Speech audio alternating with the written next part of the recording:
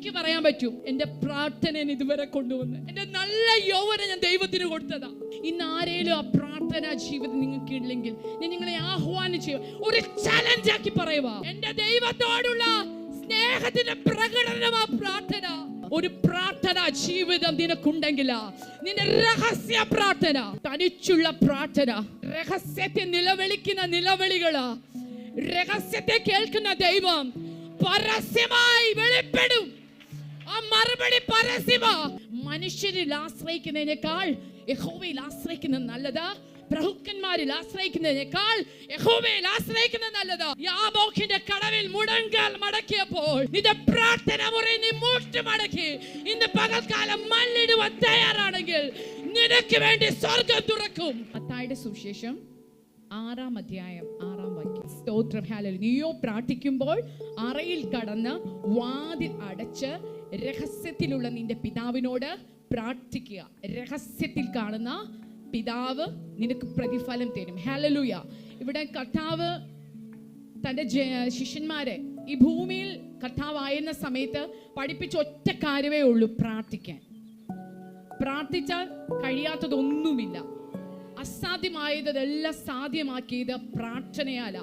കർത്താവ് പ്രാർത്ഥനയാൽ തൻ്റെ ജീവിതം തുടങ്ങി. താൻ പ്രവർത്തിച്ചതെല്ലാം പ്രാർത്ഥനയിലാ. യാത്രയുടെ യാമങ്ങളിൽ താൻ വേറിട്ട് പ്രാർത്ഥിച്ച് പകല് ശക്തമേറെ ശുശ്രൂഷ ചെയ്തു. അങ്ങനെയായിരുന്നു തമ്പുരാന്റെ ജീവിതം. തന്റെ ശിഷ്യന്മാരോടും തന്റെ അത്ഭുതങ്ങൾ ചെയ്യാനല്ല പറഞ്ഞത്, പ്രാർത്ഥിക്കാൻ പഠിപ്പിച്ചു. വ്യക്തിപരമായ ജീവിതത്തിൽ തനിച്ചൊരു പ്രാർത്ഥന. ആ പ്രാർത്ഥന ഭയങ്കര പവർ ആണെന്നാണ് ദൈവം പറയുന്നത്. അതുപോലെ ഇവിടെ ഒരു വാക്യമുണ്ട്, മത്തായിയുടെ സുവിശേഷം 14-ാം അധ്യായത്തിന്റെ 23 പറയുന്നുണ്ട്, 22ഉം 23. ഉടനെ യേശു താൻ പുരുഷാരത്തെ പറഞ്ഞയക്കുന്നതിനിടയിൽ ശിഷ്യന്മാർ പടകിൽ കയറി തനിക്ക് മുമ്പായി അക്കരയ്ക്ക് പോകുവാൻ അവരെ നിർബന്ധിച്ചു. അവൻ പുരുഷാരത്തെ പറഞ്ഞയച്ചിട്ട് പ്രാർത്ഥിപ്പാൻ തനിയെ മലയിൽ കയറിപ്പോയി. പ്രാർത്ഥന എന്ന് പറയുന്നത് ഒരു പവർഫുള്ളാ. പ്രാർത്ഥിക്കുന്ന നമ്മുടെ ജീവിതത്തിൽ നമ്മൾ എത്ര തകർന്ന ഹൃദയത്തോടെ നമ്മളായിരിക്കുമ്പോൾ നമ്മൾ പ്രാർത്ഥിക്കാൻ മുറി കയറിപ്പോയി പ്രാർത്ഥിച്ചിറങ്ങുമ്പോൾ നമുക്ക് ആ ഒരു റിലാക്സ് തോന്നിയിട്ടുണ്ടോ? പ്രാർത്ഥിച്ചവർക്ക് അത് പറയാൻ പറ്റത്തുള്ളൂ. എത്ര തകർന്ന വിഷയം, ഇനി എനിക്ക് പറ്റത്തില്ല ഒരു ചുവടെന്ന് പറയുന്നിടത്ത് അല്പസമയം മുഴങ്കാൽ മടക്കി പ്രാർത്ഥിക്കും. അല്ല, കണ്ണീരും കൊണ്ട് അവന്റെ പാദം നനച്ചാൽ, ഹല്ലേലൂയ, കർത്താവിന്റെ വചനം പറയുന്നു, നീ രഹസ്യത്തില. നമ്മൾ ഈ അറയെന്ന് ഓർക്കുമ്പം നമ്മുടെ ചിന്തയിലുണ്ട് പണ്ട് നെല്ല് സൂക്ഷിക്കുന്ന അറയൊക്കെ ഉണ്ട്. നമ്മുടെ വ്യക്തിപരമായ ജീവിതം, യേശു പുരുഷാരം, അന്ന് യേശുവിനെ ചുറ്റിപ്പറ്റി നിന്ന പുരുഷ, ഈ വചനം അതും കൂടെ കമ്പയർ ചെയ്താൽ എനിക്ക് മനസ്സിലാവത്തുള്ളൂ. പുരുഷാരം, താൻ ആയിരുന്ന പുരുഷാരത്തെ യേശു പറഞ്ഞു വിട്ടു. എന്തിനായിരുന്നു? തൻ്റെ ഉള്ളിലൊരു പ്രാർത്ഥനയുടെ ഭാരം. അങ്ങനെ ഉള്ളവർക്കായി സ്തോത്രം. ഒരാത്മഭാരമുള്ളവർക്കായി സ്തോത്രം. അങ്ങനെയുള്ളവർക്ക് പറയാം, അവന്റെ സാന്നിധ്യം നമ്മുടെ കൂടെ ഉണ്ട്. ഹല്ലേലൂയ. മോശ പറഞ്ഞു, കർത്താവേ, എന്തൊക്കെ ഉണ്ടെങ്കിലും ശരി, നിന്റെ സാന്നിധ്യത്തിന്റെ അകത്തെ സ്വസ്ഥത, ഹല്ലേലൂയ, ആ സാന്നിധ്യത്തിന്റെ അകത്തെ സ്വസ്ഥത അനുഭവിക്കണമെങ്കിൽ നിന്റെ ജീവിതത്തിൽ വേറിട്ടൊരു പ്രാർത്ഥന അനുഭവം വേണം. അന്നത്തെ കാലത്ത് യേശുവിനെ ചുറ്റി നിന്ന പുരുഷാരം പോലെ ഇന്ന് നമ്മുടെ വ്യക്തിപരമായ ജീവിതത്തിൽ നമുക്ക് മാറ്റി നിർത്താൻ പറ്റാത്ത ഒരു കാര്യമുണ്ട്. ആർക്കെങ്കിലും പറയാം അതെന്തുവാണ്? പിള്ളേരോട് ചോദിച്ചാലും പറയും, കൊറോണ നിമിത്തം കുറെ പിള്ളേർക്ക് അത് ഞാൻ മാറ്റാൻ പറ്റുന്നില്ല. വലിയവരുടെ കാര്യവും പറയണ്ട, പ്രായമുള്ളവരെ കണ്ണ് കാണത്തില്ലേലും അവർക്കത് മാറ്റാൻ പറ്റത്തില്ല. നിങ്ങൾക്ക് ആർക്കെങ്കിലും പറയാൻ പറ്റുമോ? മൊബൈല്, ഇന്റർനെറ്റ്, സോഷ്യൽ മീഡിയ, നിങ്ങളുടെ വ്യക്തിപരമായ ജീവിതത്തിൽ നിങ്ങൾ ഓർക്ക് നിങ്ങൾക്ക് മാറ്റാൻ പറ്റാത്ത, ഹല്ലേലൂയ, ദൈവത്തിങ്കിൽ നിന്ന് നിന്നെ മാറ്റി നിർത്തിയിരിക്കുന്ന തമ്പുരാൻ ആ പുരുഷാരത്തെ മാറ്റി. എന്തിനാ? തൻ്റെ കൂടെ ശുശ്രൂഷയെ തന്നെ കൈത്താങ്ങി നിന്ന ശിഷ്യന്മാരെ നിർബന്ധിച്ച് അക്കരയ്ക്ക് അയച്ചു. എന്തിന്? യാബോക്കിന്റെ കടവില് തന്റെ 2 ഭാര്യമാരെയും പുത്രിമാരെ നിർബന്ധിച്ച അവരെ അക്കരയ്ക്ക് സുരക്ഷിതമാക്കി. എന്തിനാ? യാക്കോബ് വേറിട്ടൊരു പ്രാർത്ഥന. നിന്നെ ചുറ്റിപ്പറ്റി നിൽക്കുന്ന പുരുഷാരമാകുന്ന നിന്റെ വ്യക്തിപരമായ ജീവിതത്തിൽ നിന്നെ ദൈവത്തെയും അടുപ്പിക്കാത്തവണ്ണം നിന്റെ ജീവിതത്തിൽ ഇത്തിൽ കണ്ടി പോലെ നിൽക്കുന്ന ചില വിഷയത്തെ നീ നിർബന്ധപൂർവമായി മാറ്റുവാൻ എല്ലാ ആളുകളും പ്രാർത്ഥിക്കുന്നുണ്ട്. പലരും പ്രാർത്ഥിച്ച് വിടുതൽ ഏൽക്കുന്നുണ്ട്. ചിലവര് 10 കുഷ്ഠരോഗികൾ യേശുവിന്റെ മുമ്പിൽ വന്നു, അവര് വിടുതൽ പ്രാപിച്ചു പോയി. അതിൽ ഒന്നേ ഉള്ള എന്ന് നന്ദിയോട് ആര് പ്രാർത്ഥിച്ചാലും നമ്മൾ കേട്ടിട്ടുണ്ട്. നമ്മളെ പോലെ തന്നെ പലരും പ്രാർത്ഥിച്ചിട്ട് അവർ പറയാറുണ്ട്, ഞങ്ങൾ പ്രാർത്ഥിച്ചാൽ. പക്ഷെ ആ പ്രാർത്ഥനയല്ല ഞാൻ ഇവിടെ പറഞ്ഞു. വ്യക്തിപരമായ ജീവിതത്തിൽ ഇന്ന് പകൽക്കാലം കുഞ്ഞുങ്ങളോട് ഞാൻ പറയുക, നിങ്ങൾക്ക് മുമ്പിലുള്ളവർ, ഞാൻ എൻ്റെ പിള്ളേരോട് എപ്പോഴും പറയും, നിങ്ങൾക്ക് ഒന്നും അറിയണം. ഞങ്ങളുടെയൊക്കെ കാലഘട്ടത്തിൽ പല പ്രയാസങ്ങളും ബുദ്ധിമുട്ട്, പക്ഷെ അതൊക്കെ മാറ്റി യേശുവിനെ നിങ്ങളെ ഏറ്റവും നല്ല രീതിയിലാണ് നിങ്ങളെ വളർത്താനുള്ള സിറ്റുവേഷൻ സാഹചര്യം ഒരുക്കിയത്.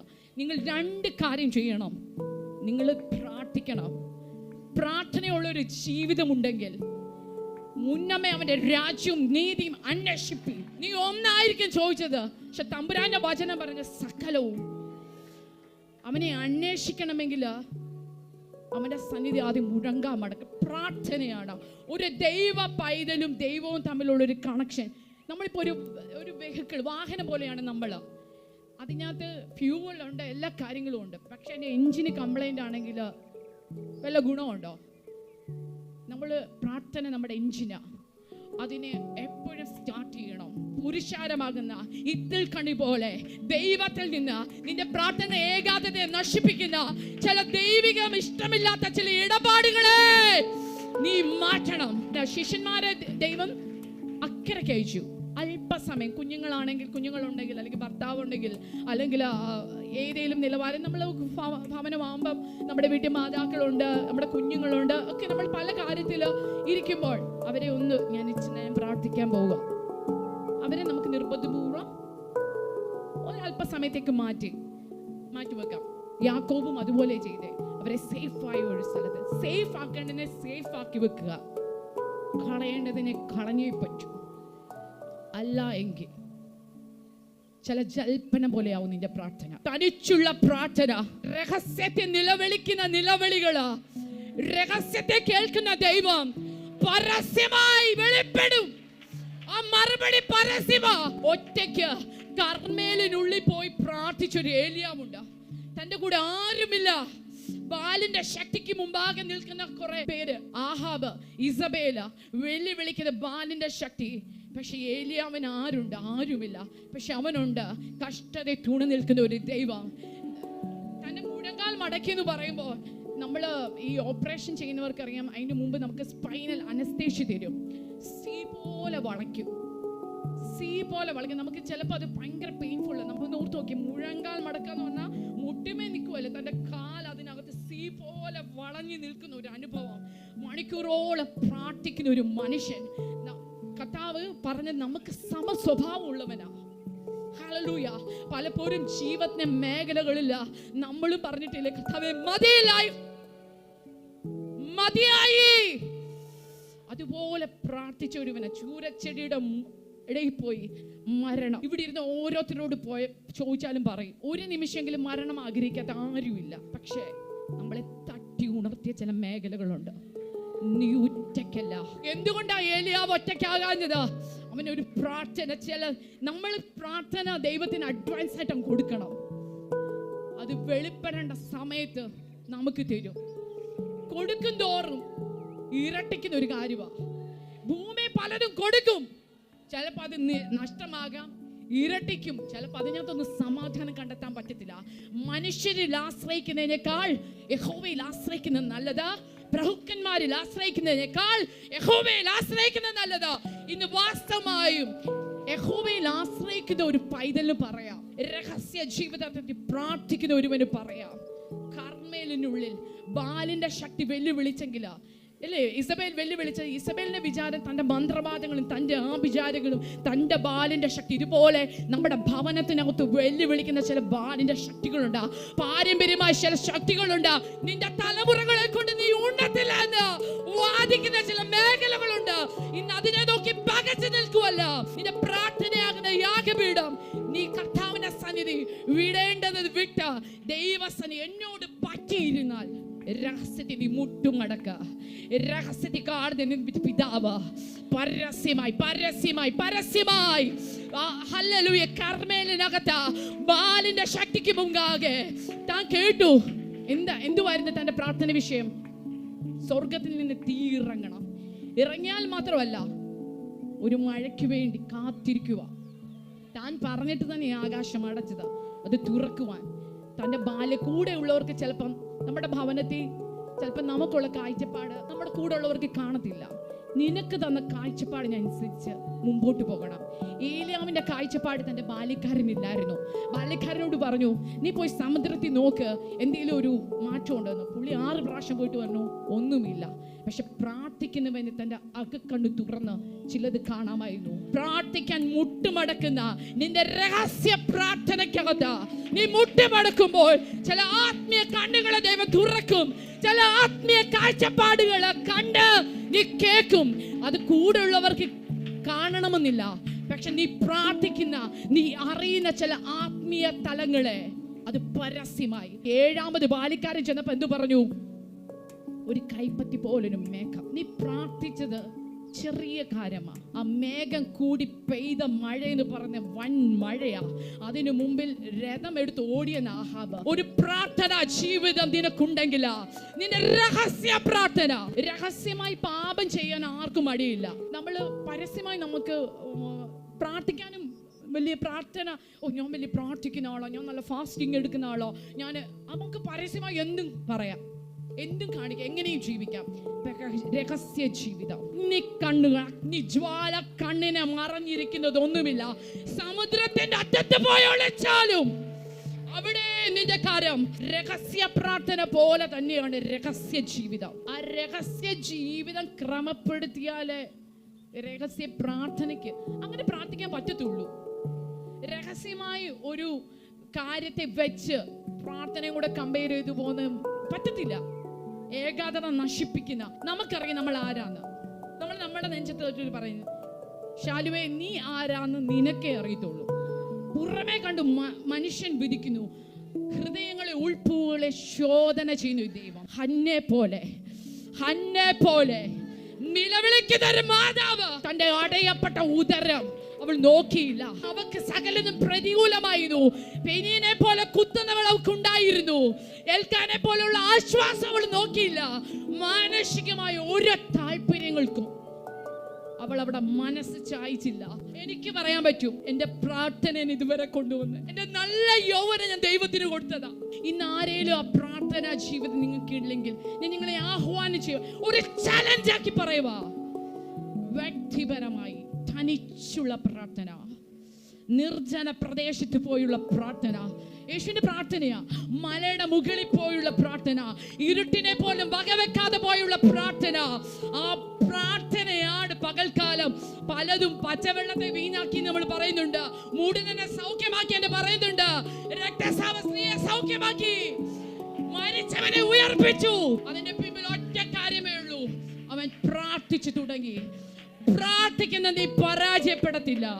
പ്രാർത്ഥിക്കുന്ന നിന്റെ സകല ഉത്തരവാദിത്വ സ്വർഗത്തിനാ. യേശു നിർബന്ധപൂർവം പുരുഷാരത്തെ മാറ്റി. നമ്മൾ ഏറ്റവും കൂടുതൽ ഇൻസ്റ്റാഗ്രാം ആണെങ്കിൽ ഇൻസ്റ്റാഗ്രാം, ഫേസ്ബുക്ക് ആണെങ്കിൽ ഫേസ്ബുക്ക്, വാട്സാപ്പ് ആണെങ്കിൽ വാട്സാപ്പ്, ഏതാണ് നമ്മുടെ ജീവിതത്തിൽ മാറ്റേണ്ടത്? ഇന്ന് പകൽക്കാലം യേശുവിനെ പോലെ, ഞാൻ വേറെ ആരെയല്ല പറയുന്നത്, യേശു തനിച്ചുള്ള പ്രാർത്ഥനയുടെ ആത്മീയ വെമ്പലോടെ നിർബന്ധപൂർവ്വം ജനത്തെ, പുരുഷാരത്തെ മാറ്റി. നിന്റെ ജീവിതത്തിനകത്ത് ചിലതിനെ നീ നിർബന്ധപൂർവ്വം മാറ്റണം. എന്തിന്? പ്രാർത്ഥനയ്ക്ക് വേണം. സുരക്ഷിതമാക്കി, സേഫ് ആക്കി വെക്കേണ്ടതിനെ സേഫ് ആക്കി വെച്ചിട്ട് നിന്റെ ഏത് വിഷയമാണോ മറുപടി ഇല്ലാത്തത് മുട്ടുമടക്കണം. തമ്പുരാന്റെ മുമ്പിൽ മുട്ടുമടക്കുന്നവന്റെ, ആഹാബിന്റെ മുട്ടിടിച്ചു. ദൈവസന്നിധി മുട്ടുമടക്കുന്ന കുഞ്ഞേ, ശത്രു നിന്നെ കാണുമ്പോ മുട്ടിടിക്കും. ഒന്ന് കരം കൊടുത്ത് പറയോ, എന്റെ ജീവിതത്തെ, എന്റെ ലൈഫിനകത്ത് മുമ്പോട്ട് വിടാതെ എന്നെ മുട്ടിടിപ്പിക്കുന്നു ബാധിക്കുന്ന ചില മേഖലകളെ ഇന്ന് ഞാൻ മുടങ്ങാൽ മടക്കി അതിന്ന് മുട്ടിടിക്കാൻ പോകുക. ഇന്ന് പ്രാർത്ഥിച്ചു തുടങ്ങാത്തവരോട് ഞാൻ പറയുന്നു, നീ പ്രാർത്ഥിച്ചു തുടങ്ങുക. പ്രാർത്ഥിച്ചു തുടങ്ങുന്ന നിനക്ക് റിസൾട്ട് വരും. നിന്റെ ഏത് വിഷയമാണോ അതിനെ ദൈവസന്നിധി കൊടുത്ത് നമുക്ക് മറ്റുള്ളവരുടെ മുമ്പിൽ പറയണ്ട, ദൈവമേ ഞാൻ അരിഷ്ട മനുഷ്യൻ. ദൈവത്തിന് ഇഷ്ടമാ. യാക്കോബ് പറഞ്ഞു, ഞാൻ ഉപായ മല്ലവിടുത്തു. താൻ ഉപായ താൻ നേടിയതും ഞാൻ എൻ്റെ ഇമാജിനേഷൻ ഞാൻ അങ്ങ് പറയുക.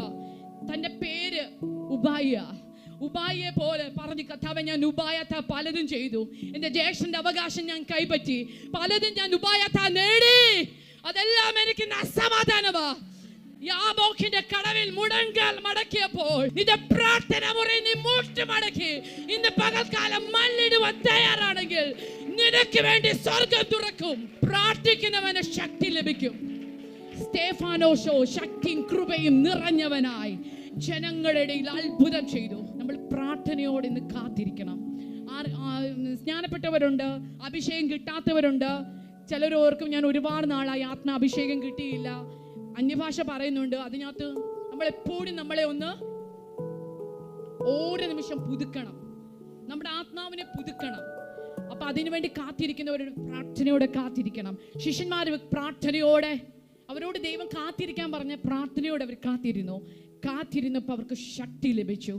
ശക്തി ലഭിച്ചപ്പം മുക്കുവനെന്ന് പറഞ്ഞവരെ അസാധാരണ വ്യക്തികളാക്കി. പ്രാർത്ഥന ശക്തി പ്രാപിക്കും. ശക്തിയിൽ ചില അസാധാരണ പ്രവർത്തികൾ, അസാധാരണമായ ചില നേട്ടങ്ങളെ നേടുവാൻ ഒറ്റ കാര്യമേ ഉള്ളൂ, പ്രാർത്ഥന. ലോകത്തിന് മുമ്പേ നീ മുട്ടുമടക്കാനോ ലോകത്തിന് മുമ്പേ കൈനീട്ടുവാനോ നമ്മൾ മറ്റുള്ളതിൽ ഒന്നും ആശ്രയിക്കണ്ട. നിന്റെ ഹൃദയം അവനിൽ പകരുക. ഹൃദയം നുറങ്ങിയവർക്ക് യഹോവ സമീപസ്ഥൻ, മനസ്സ് തകർന്നവനെ അവൻ രക്ഷിക്കുന്നു. തനിച്ചായ മേഖലകളിൽ ദൈവം ഇറങ്ങി വന്നിട്ടുണ്ട്. തനിക്ക് സകലം സ്തേഫാനോസിന് പ്രതികൂലമായി കല്ലേറ് കൊണ്ട് തന്നെ മേല് കീറുമ്പോഴും ആ വേദനയല്ല സ്തേഫാനോസ് കണ്ടത്, തൻ്റെ നോട്ടം മേളിലോട്ടായിരുന്നു. അഞ്ചപ്പം കൊണ്ട് 5000 പോഷിപ്പിച്ചെന്ന് നമ്മൾ വചനം പറയുന്നുണ്ട്. പക്ഷെ കർത്താവിന്റെ നോട്ടം മേപ്പോട്ടായിരുന്നു. ശിഷ്യന്മാരും കൂടെ ഉള്ളവരൊക്കെ അപ്പം ദൈവം നുറുക്കുന്നത് കണ്ടത്, പക്ഷെ നുറുക്കുമ്പോഴും തൻ്റെ നോട്ടം മേപ്പോട്ടായിരുന്നു. ദൈവമായവന് പ്രാർത്ഥിക്കേണ്ട ഒരാവശ്യവും ഇല്ല, ഉണ്ടോ? പക്ഷേ നമുക്ക് തന്ന മാതൃകയാ പ്രാർത്ഥിക്കണം.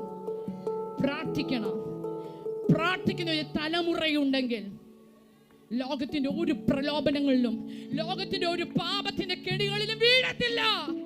പ്രാർത്ഥനയ്ക്ക് ചില അവസ്ഥകളെ മാറ്റാൻ പറ്റും. എന്റെ ദൈവത്തോടുള്ള സ്നേഹത്തിന്റെ പ്രകടനമാ പ്രാർത്ഥന. അവനോടുള്ള നന്ദി സൂചനമാ പ്രാർത്ഥന. ദാനിയേൽ തനിക്ക് സങ്കടങ്ങൾ നേരിട്ടപ്പോഴും തൻ രഹസ്യമായി പ്രാർത്ഥിക്കുന്ന ഒരു മനുഷ്യനായിരുന്നു. കിളിവാതി തുറന്ന യെരൂശലേമിനെ നോക്കും. അന്നത്തെ കാലഘട്ടത്തിൽ യെരൂശലേമായിരുന്നു. ഇന്ന് നമുക്ക് നോക്കാൻ മുകളിൽ ഒരാളുണ്ട്. താഴെയുള്ളത് അന്വേഷിക്കുന്നവർ താഴെയുള്ളത് അന്വേഷിക്കട്ടെ. നമ്മൾ മുകളിൽ ഉയരത്തിലുള്ളത് അന്വേഷിക്കുന്നവർ ഉയരത്തിലുള്ളവരെ നോക്കും. ഉയരത്തിൽ നോക്കുന്നവർ ഒരിക്കലും ലോകത്തിന് മുമ്പിൽ തല താഴാൻ അനുവദിക്കത്തില്ല. താഴെ നോക്കുന്നവൻ തല താഴും, മുകളിൽ നോക്കുന്നവന്റെ തല ഉയർന്നിരിക്കും. ഇന്ന് ചിലതിനെ നിന്റെ പ്രാർത്ഥന മുറിയിൽ നിരോധിക്കാൻ, നിന്റെ തലമുറയെ തകർത്ത് കളയുന്ന, നിന്റെ കുടുംബത്തെ തകർത്ത് കളയുന്ന, നിനക്ക് കൈമോശം വന്ന ചില മേഖലകൾക്കകത്ത് നീ പ്രാർത്ഥിക്കാൻ തയ്യാറാണെങ്കിൽ ദൈവത്തിന്റെ കരം നിനക്ക് വേണ്ടി ചലിക്കും. നീ വിതച്ചിട്ടില്ലാത്തത് കൊയ്തെടുക്കാനും, നീ വിതറിയിട്ടില്ലാത്തത് വാരിയെടുക്കുവാനും, ഇല്ലാത്തതിനെ ഉള്ളതുപോലെ വിളിച്ചു വരുത്തുവാൻ പ്രാർത്ഥനയ്ക്ക് കഴിയും. കഷ്ടകാലം വിളിച്ചപേക്ഷിച്ച ദാവീദ് തന്റെ ഏകാന്തതയിലെല്ലാം കൂട്ടിപ്പിടിച്ച തന്റെ പ്രാർത്ഥനയായിരുന്നു. കഷ്ടകാലം ഒരിക്കലും ഒരു നഷ്ടകാലമല്ല. കരം കൊടുത്തെന്ന് പറഞ്ഞേ, കഷ്ടകാലം ഒരു നഷ്ടകാലമല്ല, ഒരുക്കക്കാലമാ. നമ്മളെ ഒരുക്കിയെടുക്കുക, ചിലതിനു വേണ്ടി ഒരുക്കിയെടുക്കുക. ദൈവം എന്താഗ്രഹിക്കുന്നു ആദ്യം പ്രകാരം നമ്മൾ ആയിത്തീരുവാൻ ഒരുക്കിയെടുക്കുക. വിളിക്കപ്പെട്ടവർ അനേകര്, തെരഞ്ഞെടുക്കപ്പെട്ട ചുരുക്കമെന്ന. വിളിക്കപ്പെട്ട എല്ലാം ഒത്തിരി ഉണ്ട്, പക്ഷെ അതിനൊന്നും വേണ്ട. തെരഞ്ഞെടുക്കുന്നവ കൂട്ടത്തിൽ ഞാനും നീയുമാകണം. അതിന് ഈ ദിവസങ്ങളിൽ പ്രാർത്ഥനയിൽ നിർബന്ധപൂർവം നീ നിന്നെ തന്നെ ഒരുക്കി, നിന്നെ തന്നെ ദൈവസനെ കരത്തിൽ ഏൽപ്പിച്ച നീ പ്രാർത്ഥിക്കുവാൻ ഒരു പ്രാർത്ഥന മനുഷ്യനായി, ഒരു പ്രാർത്ഥന നിന്റെ ജീവിതത്തിന്റെ ഒഴിച്ചുകൂടാത്ത ഒരു ഘടകമായി മാറ്റുവാണെങ്കിൽ നീ എങ്ങും തല കുനിക്കത്തില്ല. തല കുനിക്കുമെന്ന് തോന്നുന്ന മേഖലക്കകത്ത, തകരുമെന്ന് വിചാരിക്കുന്ന മേഖലക്കകത്ത നിനക്ക് വേണ്ടി അവൻ ഇറങ്ങും.